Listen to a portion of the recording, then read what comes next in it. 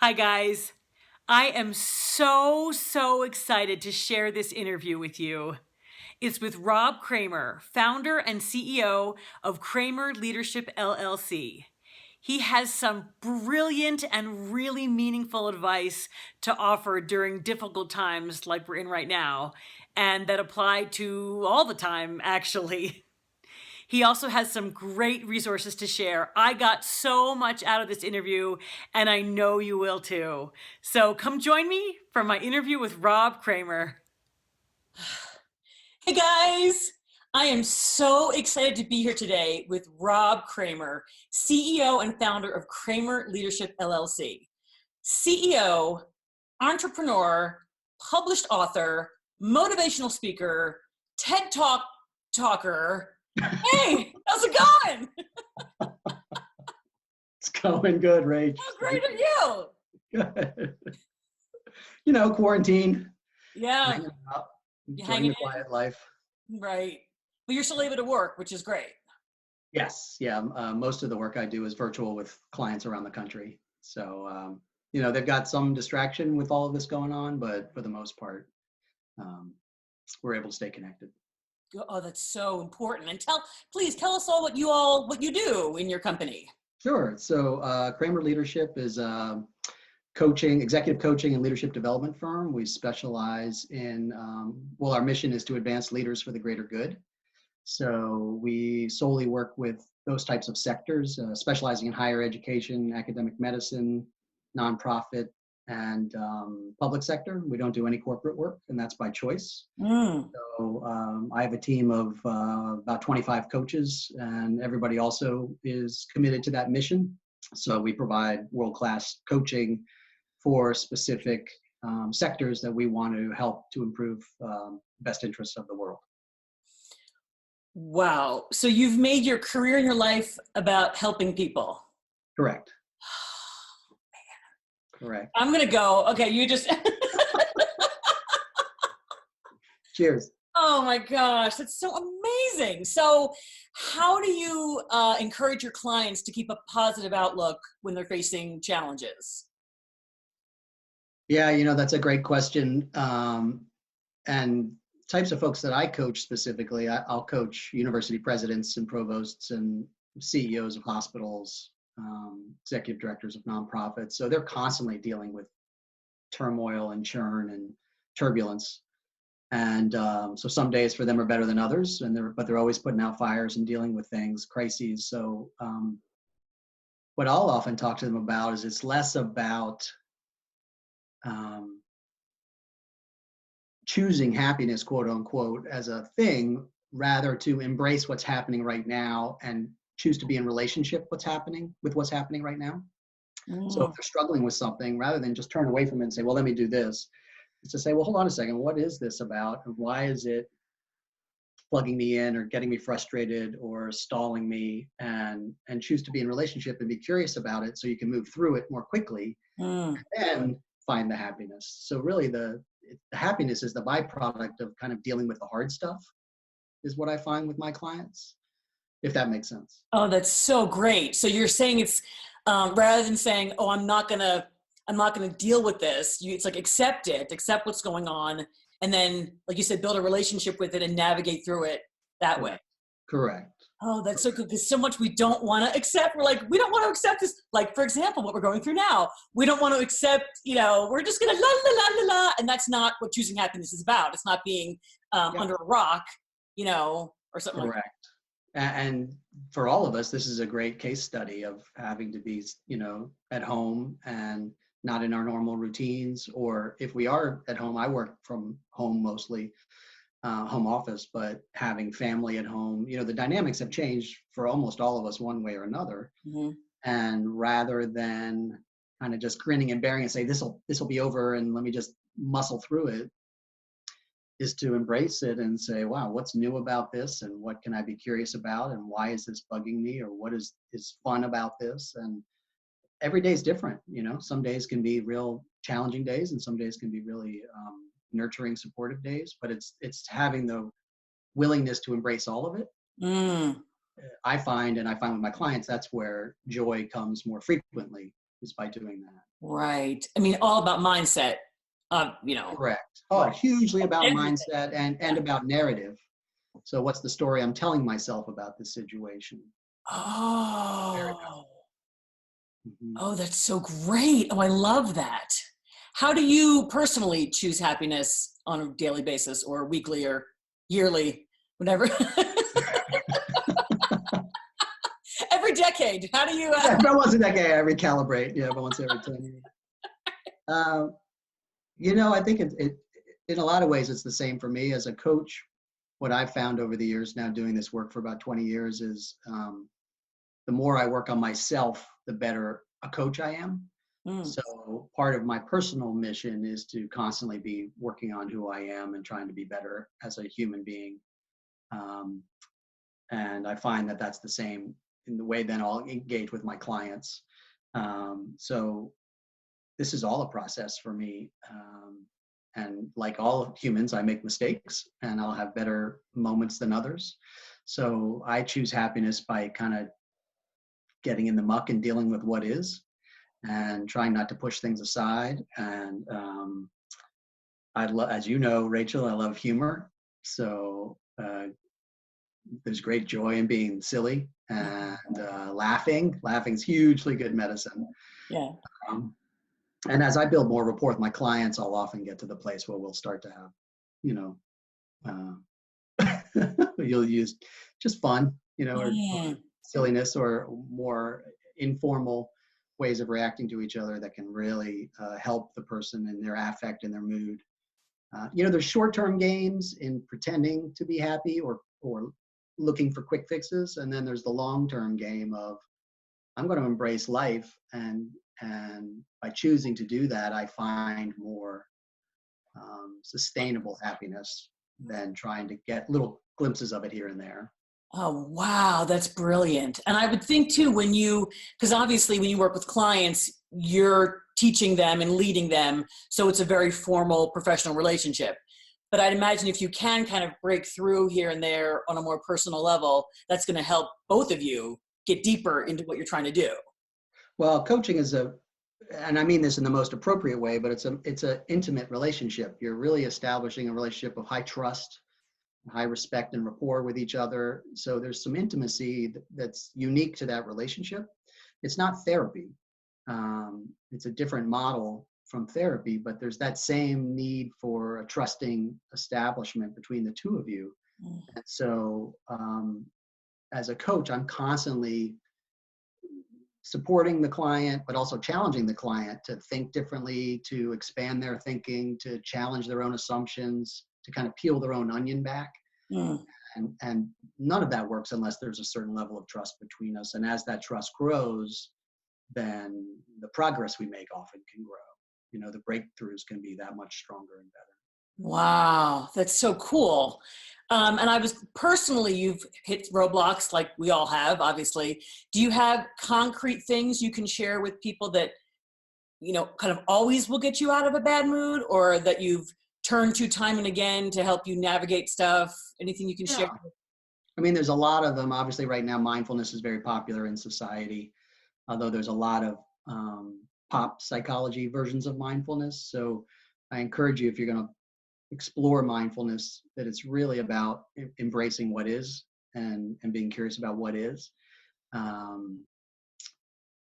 which goes back to what we talked about earlier about being in relationship with oneself and one's emotions. But there is a set of 4 questions that I would offer up, and for all of us, again, dealing with this public health situation, these are great 4 questions you can ask yourself every day or anytime you're having a tough time. It's also a nice thing to ask even when you're having a good time, just to get a sense of, well, why am I having a good time? So the 4 questions are, what can I control in this situation? If I can't control it, what can I influence in this situation? If I can't control or influence pieces of it, what can I accept about the situation? And then the last one is, what are my non-negotiables?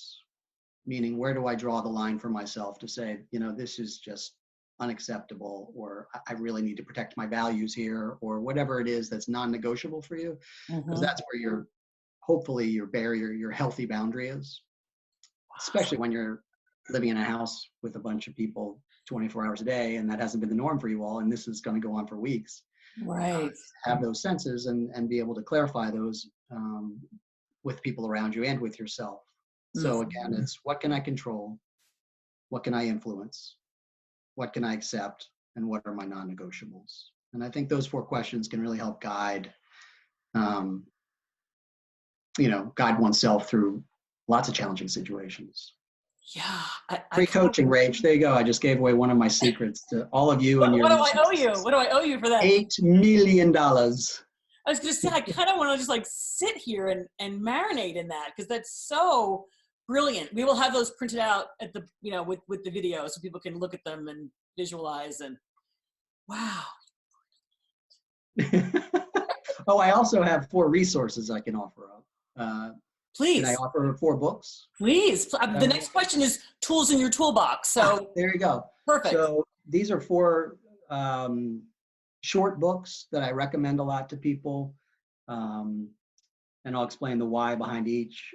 Some of them you might know, some may be new to you, but the first one is very, very famous. It's called, I don't know if you can see this, but it's called Man's Search for Meaning. It's Viktor Frankl, very, very famous book. Frankl was a survivor of the Holocaust and a psychologist. And he wrote about his life in concentration camps, which is pretty poignant and powerful. But it's a great take on remembering what's important in life and having a clear sense of where you're headed and why as a way to deal with tough situations. So again, Man's Search for Meaning by Viktor Frankl. Highly recommend that one. In my career, when I've been in management roles, I've required all my staff to read this, by the way, for those of you out there that are managers. It's a great book. Another one, which is a lot of fun and opens up possibility, is called The Art of Possibility.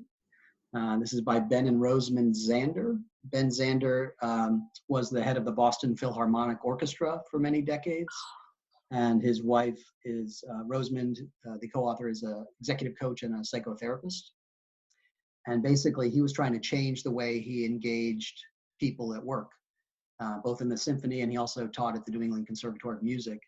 And so he and his wife would brainstorm ideas to open up people to potential and possibility and new ways of looking at the world that are positive and generative. And everything that worked is what's in the book. So it's filled with these awesome stories and inspiring moments, and it's a lot of fun to read. So I highly recommend The Art of Possibility. And then one of my very favorite authors is Parker Palmer, and this book is called Let Your Life Speak. I don't even know. There's so much I could say about this. Just read it. It's a memoir, and it's beautiful, and it's self-reflective, and it's perfect when you're stuck at home. I give this book away as gifts a lot to people, and it's a great when you're going through tough times or challenges or transitions in life. Highly recommend it. Let Your Life Speak, Parker Palmer.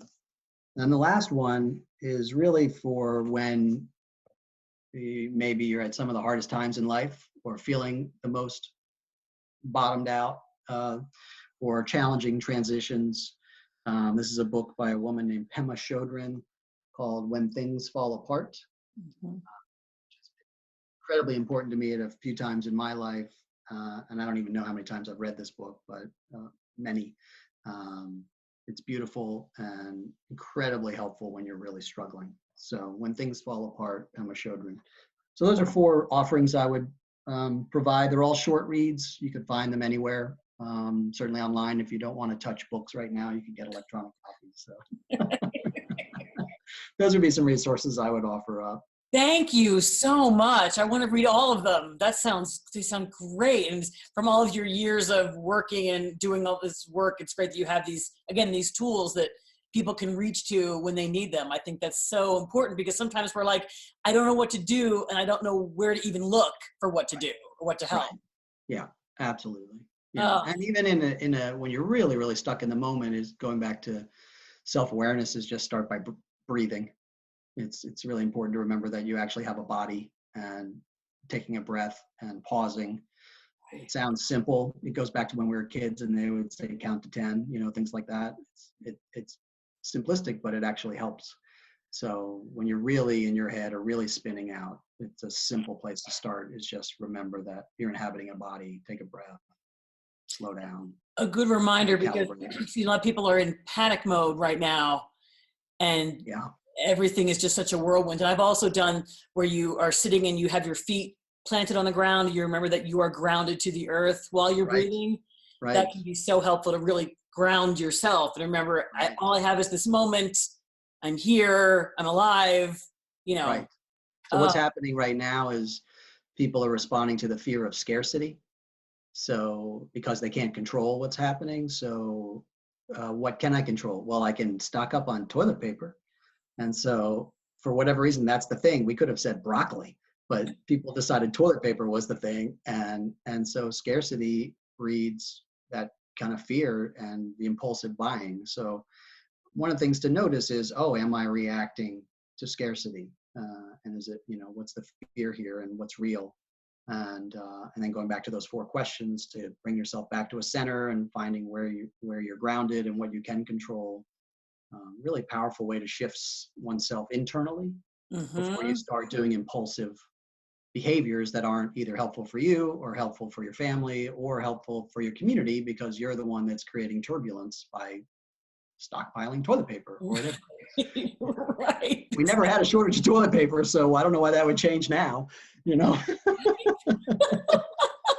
It's funny. I used upper roll today, and I was just like, "Oh God!" Yeah, see? Right. Oh my gosh. I wonder as we wrap up. That whole thought of scarcity. I wonder if people also try to control when they feel a scarcity of something in their life, like a scarcity of fulfillment, or a scarcity of love, or a scarcity of creativity. Yeah.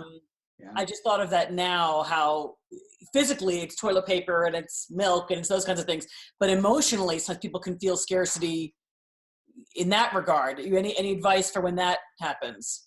Yeah, that does happen. I see that happen with executives and I see it happen with family members and with myself. We all go through those sort of swings of emotion. I love that observation, Rachel. And, to me, again, I want to sound like a broken record, but it comes back first to noticing you're having that response and get curious with yourself. What's happening right here? Why am I doing this? What's behind it? What's motivating it? What's the impulse coming from? And can I make another choice rather than just living in it and sitting in it and getting pulled by it and feeling like you can't control it? You actually always have choice. It starts first by recognizing you're having an experience. Oh, yeah. Every time my spouse does XYZ back to me, that's probably an indication that I'm doing the thing that is not so helpful. So that's the cue, as an example, but it can be anything. And recognizing your cues that are starting you down a path. And the sooner you can recognize it, you can start to back up the tape and go, hold on a second, let me get back to the beginning here and let me choose a different path. And sometimes you can't. You go through it, you have a bad interaction with yourself or with someone else, and then it's after the fact you go, oh, that wasn't so great. So how do I figure out how to do that differently next time? That's brilliant advice, because I think so often we will react and we jump into the reaction, and then, like you said, we sit in it and we live in it, and we get ourselves all either whipped up or down into a dark hole. And all that's happened was that we reacted to something that could have been even unintentional. Correct. And so to always be aware, to recognize. And I love what you said about acknowledging and then stepping back. And I love about stopping the tape. That's, we can all learn that. Yeah, it's not easy. That's why it's constantly working on oneself. Right. There's always something to work on. It's endless. It's an endless array of interesting stuff to study. Right. And it's called you. Yeah. How nice that we just. How nice. It's always there for you whenever you need it, especially when you don't. Yeah. Well, where can people find you in all of your magnificent brilliance? You're lovely. Thank you. The easiest is my company's website, which is kramerleadership.com. Kramer Leadership, all one word, and that's Kramer with a K. And there's links there to my books and a whole bunch of stuff. If you look at the library link, there's tons of articles and interviews and podcasts and all kinds of stuff that might be nice resources for people. That's the best place to go. Okay, we'll have that underneath the video too. And make sure people can find you and benefit from your wonderful ossitude. Thank you so much. It was great to talk. It's my pleasure. It gave me so much to think about, and all of us so much to think about.